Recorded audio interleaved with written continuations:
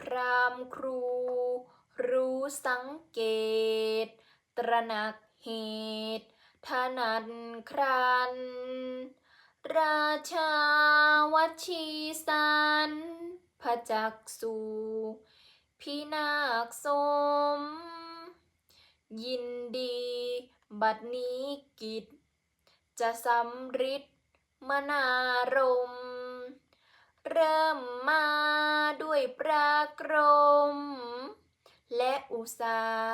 หะแห่งตน ให้ลองตีกลองนัด ประชุมขัดติมณฑล เชิญซึ่งสัมสากล กษัตริย์สู่สภาคาร วัดชีผู้มีพ้อง สดับกลอง กระหึ่มขัน ทุกไทยไปเอาผ่าน